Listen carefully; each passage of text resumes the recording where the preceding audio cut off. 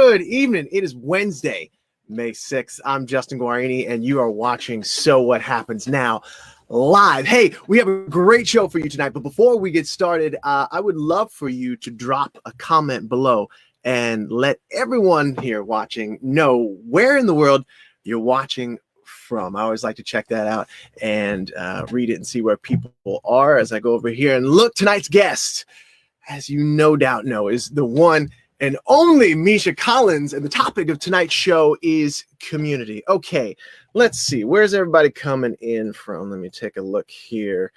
Sarah says, hi, Sarah. Philadelphia, Indianapolis, New Jersey. Who else? Let's see. Penny. Mexico, Tampa. Oh, look at that. Beth Smith is in Tampa. All right. Oklahoma, Wisconsin, Lakeland, Florida. Denise is in Horsham. Oh, Anna is in Greece. I love it. We got people all over the world, and it's no surprise considering who our guest is. All right. But you're watching So What Happens Now live. Thank you very much. This show is actually more than just a show. It's actually a community of some wonderful people. And I just want to take a second to let you know, if you'd like to become a part of a beautiful group of individuals who value family, peace, fun, positivity, connection, and a place where there is, zero politics. Politics are of any kind are banned. A place where people are interested in working together to overcome the worry, the isolation, the uncertainty, and the stress that the COVID-19 crisis threatens to overwhelm us with every single day. All you need to do is text the word HOPE to 310-510-6034. That number that's scrolling right down there. Our community of hope, which is all about health, opportunity, peace, and empowerment. If you are in the United States and Canada, that is my number. And I do receive your texts right on my cell phone. And I respond, and I respond. So make sure that you text me the word hope there, and I'll send you a message back, as well as the link to our Facebook community where you can meet everybody else. That's it right there. Chuck, my producer, just brought it up, and it is really just a lovely place with positivity, just fun. We have a great time in there, and I hope that you'll join us. Hey, if you're outside the US or Canada, like Anna from Greece, no worries. Throughout the show, we'll drop a link in the comments, or you can find the link to our community in the show description on whether you're watching this on YouTube or Facebook or Periscope, Twitter. It's all good. Hey, if you are working hard every day, just like I am, to stay as centered as humanly possible and to find peace in the uncertainty of each day, would you type the word peace in the comments below? I would love to see that I'm not alone in working literally every day, moment to moment to moment to moment, to find peace. All right, my friends, it is going to be, yes, I hear you, King. It is going to be an amazing and awesome show tonight. I'm so glad that you chose to spend this time here with us. Cammie, yes, I'm not alone. I want to welcome you all here. I want to welcome our Hope community members, our longtime supporters, and of course, our new viewers from all over the world. You could have been anywhere on the interwebs tonight, and I'm honored that you chose to be here with all of us. Okay, Misha is waiting in the wings backstage. He's smiling. No one can see him. He's smiling, though. I can see him, and I'm so excited for him to come on. Hey, one of the reasons why I started the show was because I wanted to find out more about the day-to-day triumphs and trials of your life during the COVID-19 pandemic. But the real question for me was, how do I do that? Well, I went on Instagram, and I was bringing people on live, and all these other things happened, and eventually we found ourselves here. But the reason that I wanted to do this, and how I managed to make my way to where we are tonight, is because I recognized that there was a time in the world before technology as we know it took hold, where one of the only tools that we had to pass along wisdom, love, history, life lessons, and even life-saving information was stories. And now that the COVID-19 crisis has forced us all to turn away from so many activities, routines, and the daily distractions that help us to feel balanced and somewhat normal, now more than ever, it's vital to discover, or really rediscover, our own stories, share them, and even listen to other people's stories. That way we can keep reminding ourselves, because Lord knows I need that reminder, that we are not alone, and that no matter how low we get, that someone else has been there and gotten out, or is there right now with you? And maybe you can lean on them, learn from them, and even find a way out together. So each week I ask our Hope community members to share where they are so that I can in turn share that with you. So in the spirit of the ancient art of storytelling, and to help promote community, understanding, and the feeling of, oh, thank goodness, I'm not alone, I'd like to read the stories of the week.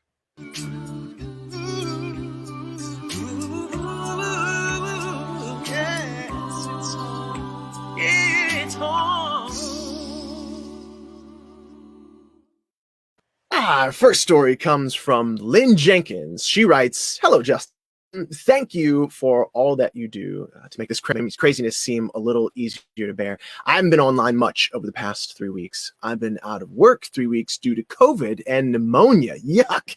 LOL. I'm back to work and feeling much better. I work in a pharmacy, which makes me more likely than most to catch something. I love my job and I love helping people. It killed me not to be able to help anyone for those 3 long weeks. I wish everyone good health, both physically and mentally. We will get through this together. Lots of love to everyone out there." Lynn Jenkins. Lynn, thank you so very much for being a frontline worker, and thank you to all of the frontline workers out there who are watching, families of frontline workers out there who are watching. My heart, and I know our community's heart, goes out to you and your families. We wish that you are safe. We hope that you are safe, that you stay healthy, and I think I can speak on behalf of everyone when I say that we are really grateful for all that you do for us and how you keep the wheels of society going. All right, let's move on to our second story. Hey, Justin, my story is that currently my husband, me and my 2 kids live with my husband's parents. Bum, bum, bum. My mother-in-law and I don't get along very well. We run our families way different, so being stuck in my house has been a huge struggle. The fighting and the tension is getting out of hand. I'm losing my mind. It will be, that was a smiley face right there. It will be 2 months since I left my house on the 12th. I'm so glad to have this community and you to vent my issues to. Otherwise, I would have cracked a long time ago. Luckily, I'm hanging in there. Hopefully this will all be over soon. Have a great day. Lindsay Dolney. Thank you very much, Lindsay. Hey, in the spirit of community, who out there, drop a comment in the comments below, can relate to what Lindsay's going through? Who can relate to what Lindsay's going through? I had to put my hand down real quick because I love my mother and father-in-law. They'd have told me a new one. But hey, you know, there are so many wonderful stories that you share with me week in and week out, and I wish I could read them all. But thank you, everyone, for your beautiful shares. Thank you so very much. Yeah, Joya says she can relate. That's absolutely true. I know you are not alone, Lindsay, for sure. Hey, if you'd like to share your story with our community and maybe even have it read live on our show, all you need to do is text the word HOPE to me at 310-510-6034. In last week's show, I was saying, hey, look, if you played that shots game every single time I mentioned the number on the show, you get hammered. But please don't do that. Text the word HOPE instead to 310-510-6034. That's HOPE to 310-510-6034. All right. Is everybody ready? I'm ready. Leslie! My producer loves to put little sweet breaks up there sometimes when I just need to cleanse my palate. And now is time to cleanse the palate because it is time to get to the main event of our show. But just before I want to welcome our guest, I want to kick off the topic of community, which is the topic of tonight's show. I want to ask you all out there watching one simple question about one amazing community. If you're someone who knows what Gish is, and you've played the game like I have, drop one word in the comments to describe how it feels to be a part of the Gish hunt and Gish community. I'm very excited to see all of that. Yeah, that was one of my things. I was actually an item. I had a team. I was a member of a team, and I also was an item. And so I think people had to come and recreate the poster from Justin and Kelly. And that was one of the submissions that was put in that year. It was awesome. It was so much fun to meet so many of you out there in Texas when I was down in Texas at the time. Okay, in the meantime, Can you feel it? Can you feel it? Can you feel it? I just hear bum, bum, bum, bum, bum, bum, bum, bum, bum in my head. In the meantime, it is my profound pleasure and honor to welcome to the show an outstanding human, humanitarian, an actor, a producer, an author, the creator of Gish, a man who plays an angel in his spare time on CW's smash hit Supernatural, and is also an angel in real life, except for when he's a bit of a devil. My friend and yours, Misha Collins. Welcome, Misha, to the show, everybody. Hey! Oh my God, I gotta work on my backdrop. You have these beautiful drapes. I have laundry hanging by. Look, you know what? I love it. When people call me out on my backdrop, I love to show people that I literally just have these nasty curtains back. You have a backdrop behind your backdrop. Right. Just layers of perfection. It's just, I try. I learn from the best, Misha. And you know what? Thank you for being here, man. I just love your whole vibe, because even your name, you didn't put Misha Collins. You put Misha is a tool right on your name. I don't know who put that in. And it's probably Charlie. But hey, so you do so much for everyone else. So the first thing that I want to ask you is, how the hell are you? How you doing, man? I'm doing remarkably well. It's been an interesting experience the last couple of months of quarantine and shelter in place. I went through, I would say, the first 3 weeks felt really challenging, because it was just this remarkable record scratch. Like everything was different. Yeah. And I didn't adapt as quickly as I would have hoped to. And but now I feel like I'm getting into a little bit of a routine, and I'm like, okay, let's find the good in this. Yeah. Without being a Pollyanna, without, acting like everything is great in the world and, people aren't succumbing to this pandemic. And I mean, I'm very concerned with that and trying to mitigate that in my own psychology. But I feel like I'm having these little moments that are remarkably lovely with my kids, and, being stuck at home and being forced to be present with my children has at times been a lovely thing. We've had really nice moments. But it's also go and tell it. It's also challenging. Like there are things that I can't talk about. Like I'm a entitled rich person who has a housekeeper and a babysitter, and my kids are in school. And all of a sudden, I have to do everything myself. I'm not equipped for this. But it's all. Wait, let me jump in. I hear what you're saying, and yes, there are plenty of people who are getting roasted out there for being rather entitled. But there are not a lot of people who do what you do for just your community in general, and for your people in general. So yes, I hear what you're saying, and I'm not fighting you on that. But maybe don't be so humble. All right. To be perfectly transparent, I do try to do some charitable stuff and whatnot, but that's just to compensate for my entitlement. Good. And hey, whatever works for you, whatever helps you sleep, man. Yeah. Whatever helps you sleep at night. So I know for me, when this first started, I was just like you, and just like a lot of people out there, I was just in this fog. Like I could not get it together. I mean, I was supposed to be going to Chicago to start the out-of-town run for a Broadway show. We'll talk about what you were doing in the middle of doing a little bit later on in the show.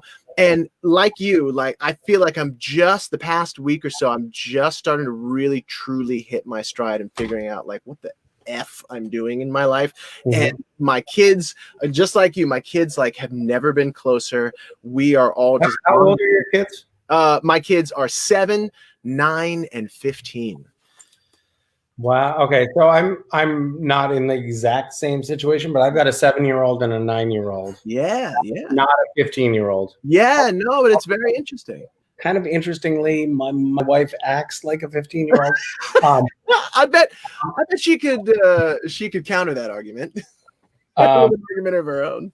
Yeah, but it's kind of an interesting. It's an interesting moment to be. I don't know. To be frank, to be given the opportunity to show up as a parent. Yeah, and that's it. And I think one of the keys to not only surviving this but thriving in it is recognizing that we have a huge opportunity, and it doesn't matter what walk of life you're from, because I often talk about how our world has been expanding for so long. Technology, civil rights, just the amount of time it takes to travel from one place to another is just so much shorter than it was. It's just 50 years ago, and yet now we're forced to be in this massive contraction. And so, okay, how do we expand inside the contraction? I think that we do have an opportunity to do that, which leads me to my very next question. What's been the most interesting thing that you've learned about yourself during the quarantine? I think that I thought of myself as more of an introvert than I am. Yeah. I think that's probably it. I definitely used to, if someone asked me, are you an introvert or an extrovert? I would have said I'm an introvert. Yeah. And now I feel like I'm an extrovert, and I never want to see my family again. No, I understand. There's something to be said for the give and take of, even if you're just going down the block to work, like that. And it's like my wife and I get along until we don't.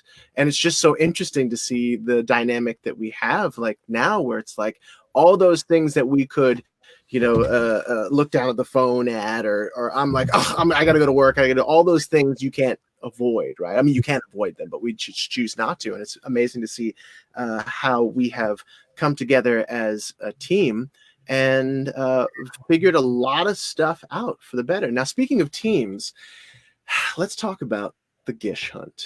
Okay. Gish. Now, I know that there are a lot of people watching who know what Gish is, but there are some people who don't know what Gish is. And so I wanted to come straight from the horse's mouth.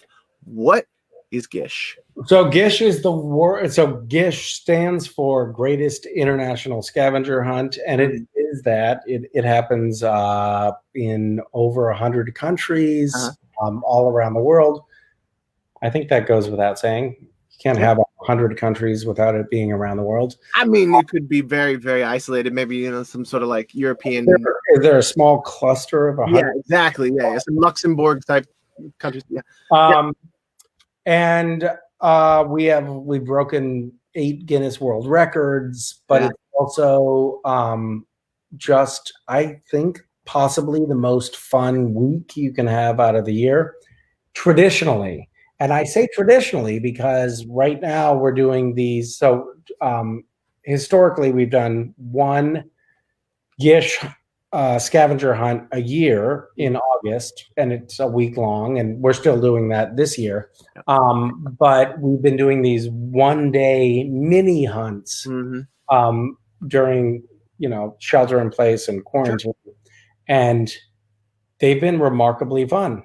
So it's now, how have you? But okay, so I remember I was on the team a few years back, and I was even part of an item, and a part of one of the items, the scavenger hunt items. And so, how have you adjusted it? You have an app now, right? Back in the day when I did it, we didn't have an app. You got this sweet thing now. Right. We have an app now, which is geolocating, so you can see other people in your area who are doing it. We also are. We've not, for the shelter in place quarantine hunts.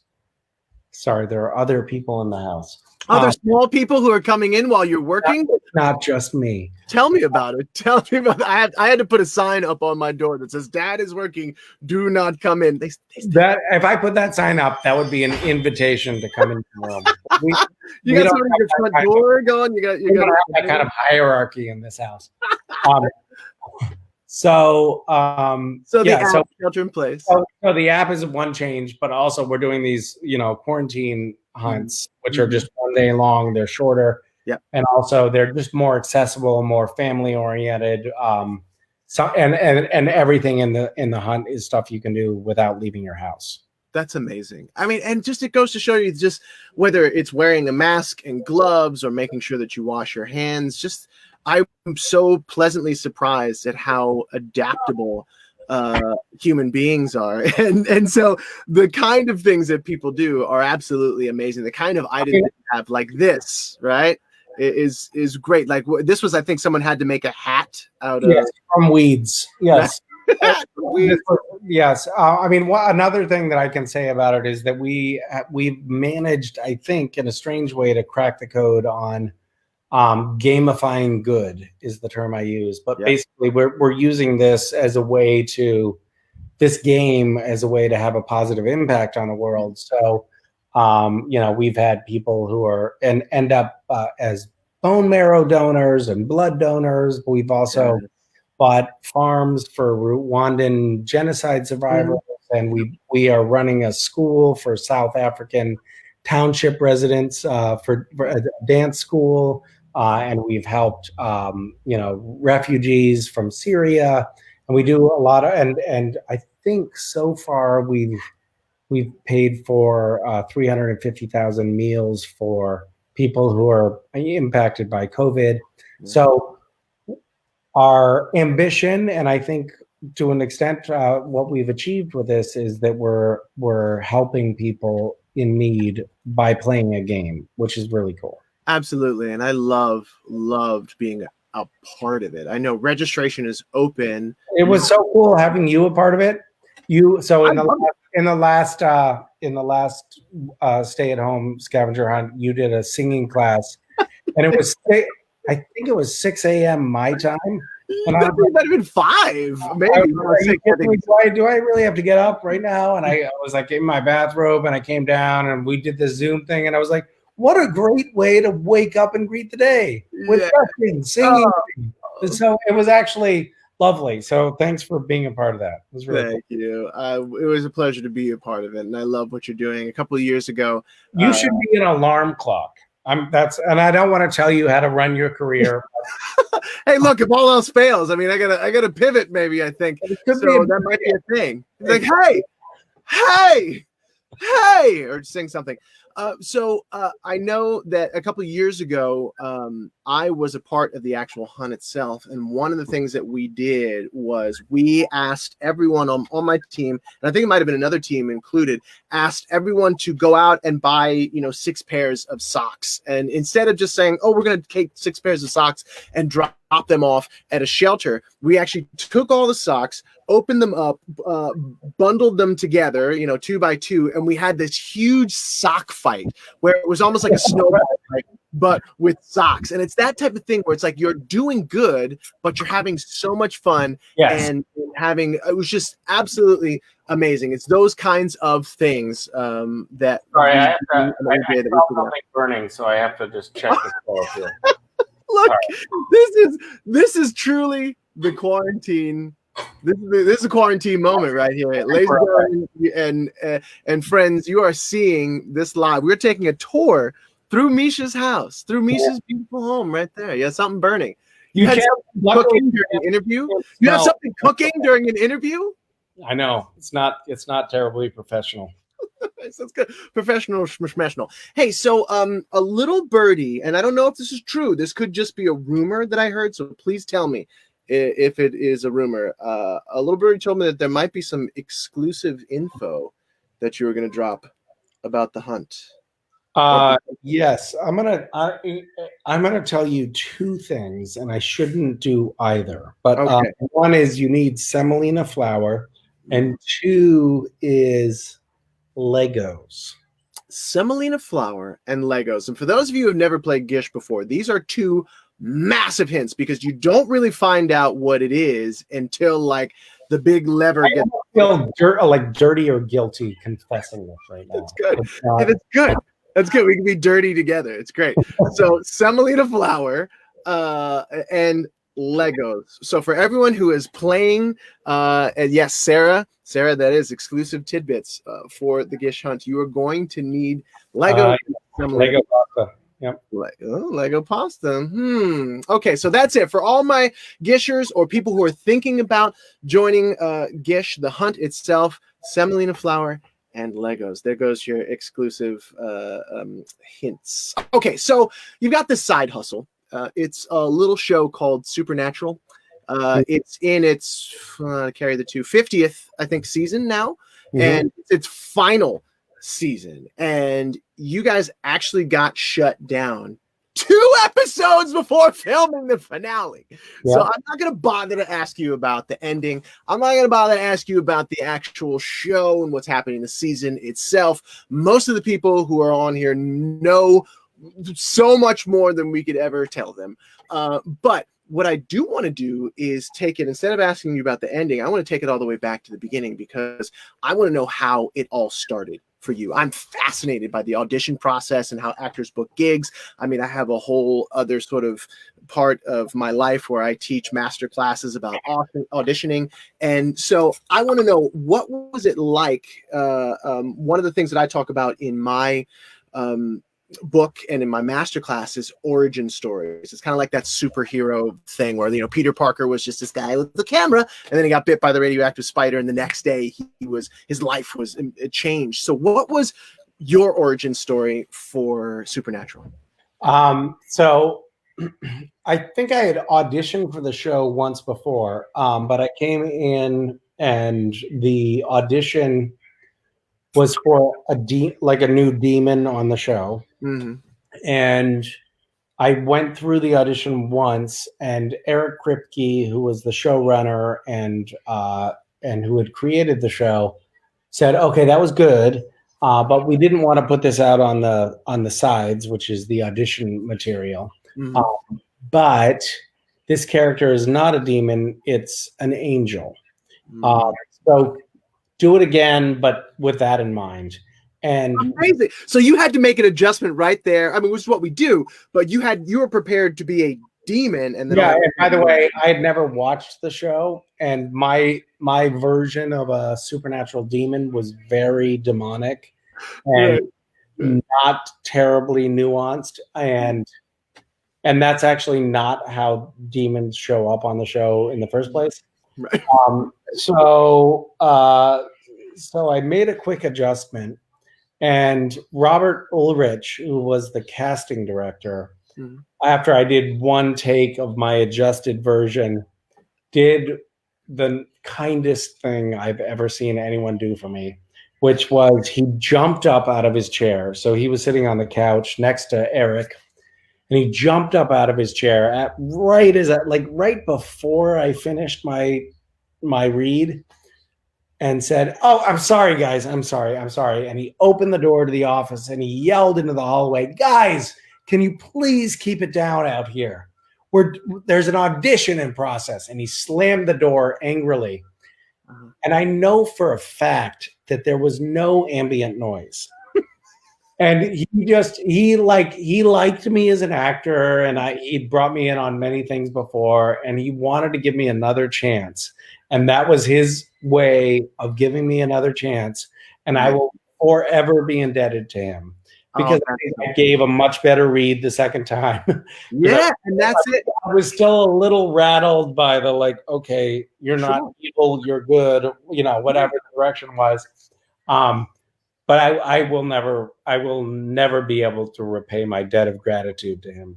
That's so wonderful. And just thanks to his kindness, obviously thanks to your talent and the ability that you have, right? All that. It's just amazing. When I talk to actors that I will coach, it's just, I try to tell them, it's like the casting team is on your side. So many times I've felt like this casting director hates me. I've heard other people in the hallways be like, "Ugh, these people just can't stand." No, they want you to be the one. And if they really feel like you got it, they will do things like that for you. And so that's amazing. I love that story. And I for one, I don't know about anybody else here on the comments, but I for one am happy that you booked the gig, for sure. Thank you for your chair. So you guys were stopped just before filming the last 2 episodes. So fingers crossed that once this is done, that is all going to be taken care of. We will find out how the show itself ends. But in the meantime, you were talking about being home and being with your family.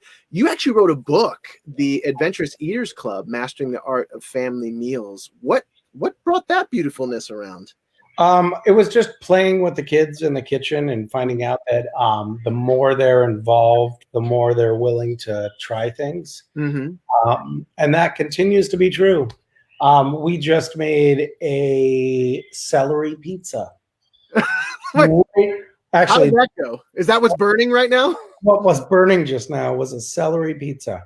And that's because all we have left in the refrigerator was pasta sauce and celery. So, man, let a guy go a couple months without a housekeeper and look what happens, huh? Yeah. It's real nice.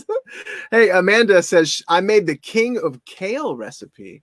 You got a thing with kale. Where did your kale obsession come with? Because it plays a large part usually. I've always been a big fan of kale, but I was at Comic-Con, I would say probably 10 years ago, and someone said, a lot of people are fans of Supernatural. I was a reporter who was like, a lot of fans of a lot of people are fans of Supernatural, but what are you a fan of? And I was like, kale. Right. And that started this whole thing, and a spiral of regret.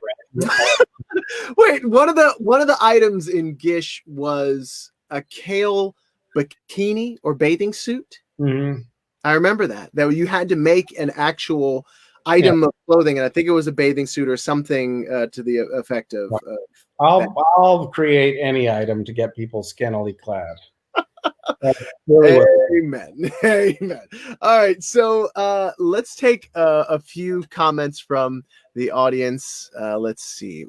Some people, actually not some people, a lot of people love this book. Heidi says West's vinaigrette rocks. Love salad bar and a mason jar. Let's see. I tried the Brussels depot recipe. Kayla says. Let's see. Beck Hunsberger says love Castiel Misha. He's such a sweetheart. You got a few people who like you. I don't know why. You got a few your minions. We are your minions, Elena Lull says, Misha. The Misha's minions. Hey, all right. So now I'd love to move on to our final segment. I know I've asked you all the questions that you've been asked before, but this is a segment that I call 7 Minutes in Heaven. We certainly talk about serious subjects on this show, but there are just times when a girl just wants to have fun. So I'm going to introduce this brand new segment to you, Misha, that's been specifically designed for you called 7 Minutes in Heaven. I don't have a graphic for it, so I'm not going to pull it up, but I will say this. It is not going to be 7 minutes, and we're just going to roll right into it. It will be longer than 7 minutes, and I'm going to ask you a series of 7 ridiculous questions that I would like you and the audience to answer. Okay. You ready for this? No, but no, of course not. Then that is the way, right? That's the way. We're actors. We have to be prepared for anything. Everybody in the audience, are you ready? Type ready in the comments if you are ready for 7 Minutes in Heaven with Misha. Whew. All right, here we go. ready. Okay, here we go. I'm going to pull up the banner for the first question. Okay, here we go. What is the weirdest smell you've ever smelled?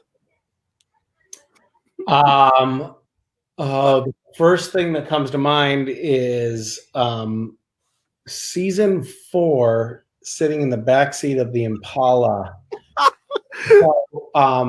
On Supernatural, Jared was doing a lot of weightlifting and bodybuilding in season 4.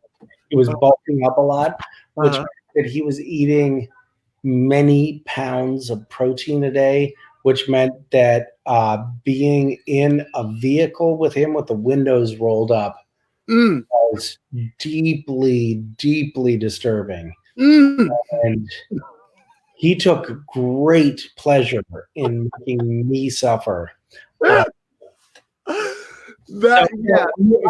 I'm actually substituting most painful for weirdest. But whatever. Yeah, no, I get that. Those protein shakes will get you. Melanie Bailey says bacon candle. A bacon candle. That's remarkable. That is wild. That'd be interesting. Yeah. Oh, okay. All right. So I was going to ask you a follow-up question of what you smelled on the set, but you just both of them. Yeah. Okay, here's a fun one. And let's see. If you were arrested with no explanation, what would your friends and family assume that you did? Well, I'm just gonna jump into the one time I was arrested. Right. So I was I think I was probably 20 years old, maybe 19, and I was home from college. Uh-huh. And I had a book with me, Watership Down, Heard of it. which I was halfway through and eager to read. And I think it was probably 11 or 12 at night, late in the night. And I was looking for a place downtown in the town in Greenfield, Massachusetts, where I'm from. And I was looking for a good place to read. And I saw that there was a street light right above a one-story building. Mm-hmm. I was like, oh, well, that's a great place to read. There looks like a lot of light right there. And there was a fire escape right up to the roof. So I scrambled up the fire escape onto the roof and then sat leaning against the wall of the flat roof and read for a little bit. And then spotlights came on from adjacent rooftops about half an hour later. And then there was a megaphone that said, come down off the bank. And you didn't notice? It was apparently I had climbed onto a bank. I know it took them a half hour to get to you. And somehow, like neighbors or whatever called the police and said there's someone that's robbing the bank. And the police, when I got down to the alley next to the bank, threw me on the ground and put my arms behind my back and cuffed me and threw me in the cruiser. And then when I presented them with Watership Down, I said I was just reading this, there was something very, I guess, compelling about my argument. They were like, oh, this is just a nerd. I'll let him go. And so that was it. I've never seen the inside of a cell. Really? So they just let you go. That's amazing. I don't know. I think probably my family would just assume that if I had gotten arrested, probably that I had just run my mouth or run naked through the street. But Lisa says unlicensed surgery. That's a thing. So anyway, we get some very interesting comments along here. I love this. Okay, let's move on to the next question. We're on 3 of 7. What are the unwritten rules of where you work? That you can talk about. Good question. Well, I shouldn't talk about anything. But I would say that on the set of Supernatural. Oh, by the way, I'll say 2 things about this. This morning I went out the door and I said, I'll be back later. And I was just leaving the house. My wife and I had agreed that she would take the morning, I would take the afternoon. We'd give each other a little bit of time alone to, do our own stuff. Right. So I was leaving the house just to do my own stuff. And Mason said, my 7-year-old said, where are you going? Are you going to work? And I said, no, honey, I don't have a job anymore. Which I think is probably a phrase that a lot of dads and moms have said to their kids recently. But unwritten rules at work. We on Supernatural. So obviously, it's a TV show, and obviously everybody that comes on as an actor is performing. And yet there's this weird unwritten rule that if you take the art of acting seriously on our show, you're a loser. So, if anyone comes on and starts doing vocal warm-ups or any of the trappings of acting, we're all like, oh, look at this. What's the either funniest, strangest, weirdest thing that you've seen a day player come on and do? We have people come on all the time who are like, and doing vocal tongue warm-ups. Right, like the 101 class of acting. What's happening here? What's going on?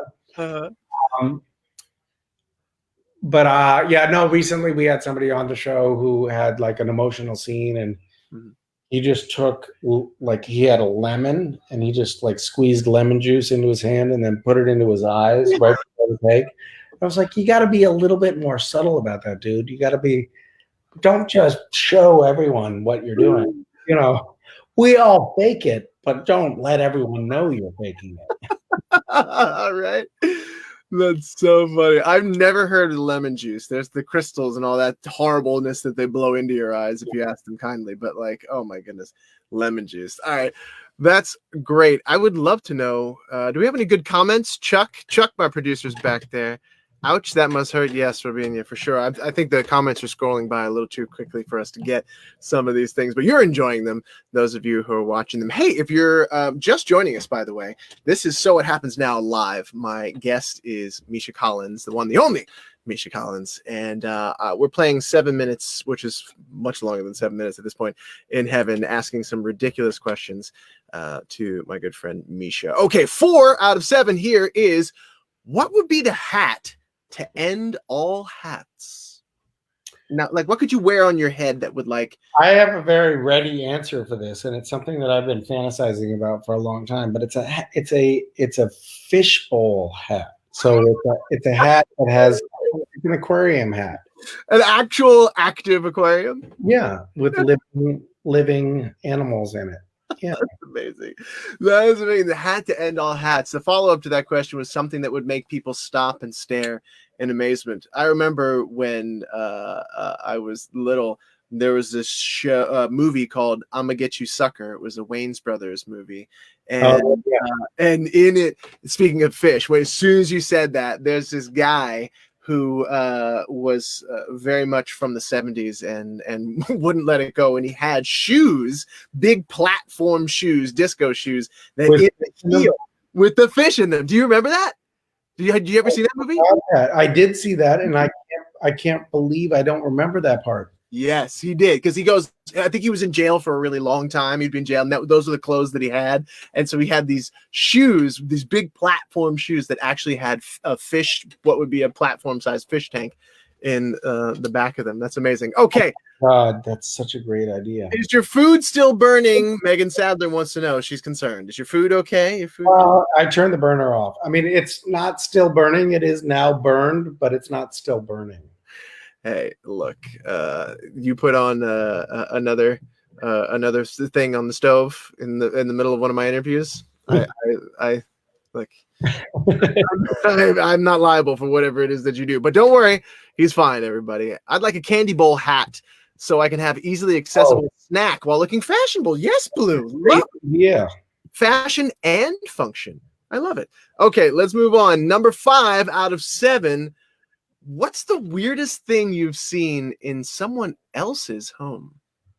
This one you might need to take a second. So I don't have to think at all. I went to someone's house, and there was like a kitchen table. I mean, the house had like all of this kind of macabre tchotchke around, like, you know,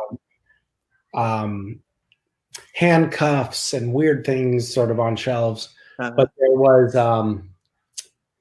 the kitchen table. I was like, that's a weird table. Mm-hmm. And then I circled back to it and realized it was an autopsy table. Like metal? Like a metal? Was it like one of the old-timey white ones? Yes, with like enamel, chipped enamel. I mean, it had been well used. It was an autopsy table.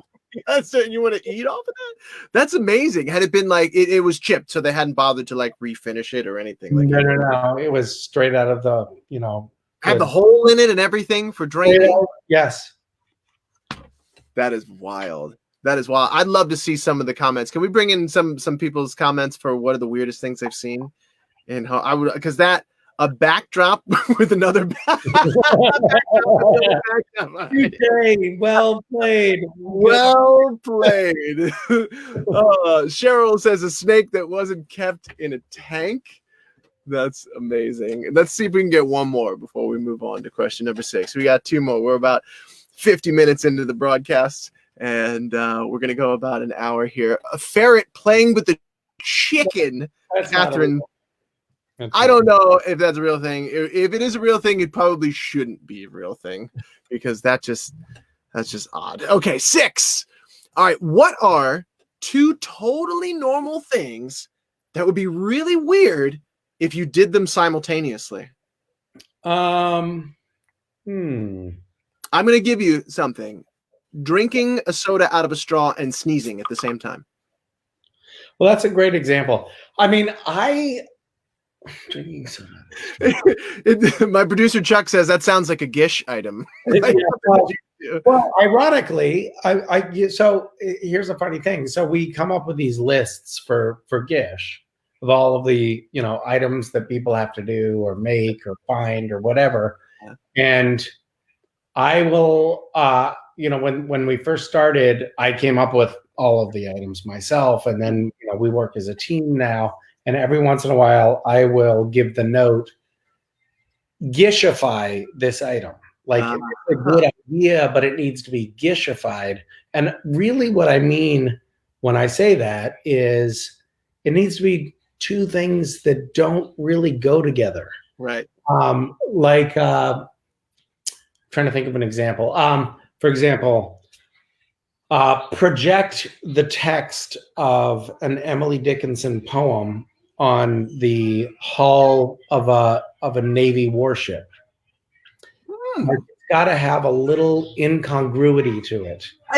But that sounds absurd, but it's those type of things that I happen to think that those kind of things are where, not to get sort of sentimental or earnest, but where real beauty emerges. Sure. Like, if you can find the real beauty in an unexpected place, it creates this phenomenon of poetic disruption, which causes people to take a moment, take a breath, and notice, wait, this is not as I expected, and maybe gives you this fraction of a moment to frame the world in a different light. I love. Excuse me. Where's my lemon juice? Me without my lemons. That's beautiful, man, and very, very true. I know also that at the risk of us getting a little too earnest and sentimental, that you've also, I think it was, God, it might have been my year, where you instructed people to launch a Christmas tree into space, a lit Christmas tree into space, and you got a few calls from some airline folks because pilots were seeing these Christmas trees. Yes, there were a few news stories about regional airports being closed because of Christmas trees in the airspace, which for me was deeply satisfying because no planes were downed. Yes. Oh, that's so funny. That's just an example of what is it you can do. Kayla Miller says we've done some wild things for Misha. That is true. You're not alone there, Kayla. Okay, the 7th and final question for you and for the audience is, what is your favorite animal sound, and can you demonstrate it? Now, I know this one is embarrassing. I'm going to do it with you. I'll give you mine as well. Should I go first? Would you like me? Yeah, I thought that was you going first. Okay, I'll go back. There was a pregnant pause there, and I started to pucker a little bit, and I think it's like, oh, he wants me to go first. So, okay. So my favorite one is actually like either a lamb or a goat. Oh, oh, oh. That's really good. It's remarkably good. Thank you very much. It's on my special skills. Oh man, I wish I had practiced recently. I used to be able to do a really good pig. Okay, all right. But I'm not going to do it just cold. No, I understand. No, you got to warm. You do it. I'll jump up and then scream at my kids to be quiet. So we that you can do had a fish recently that made this sound.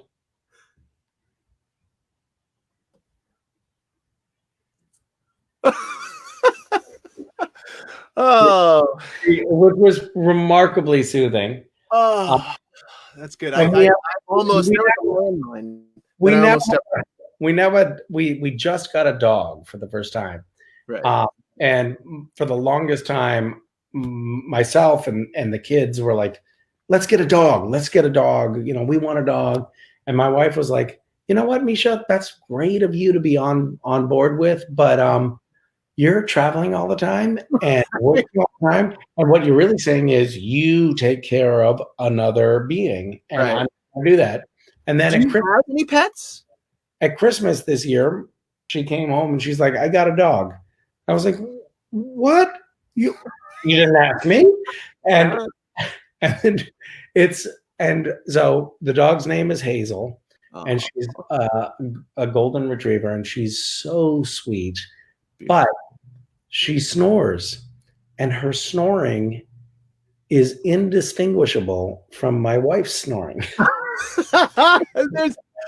So I keep being recorded, and she sleeps right next to the bed, and so I keep on like hearing the sound and being like, "Honey, oh wait, who's snoring?" Anyway, it's a sweet sound.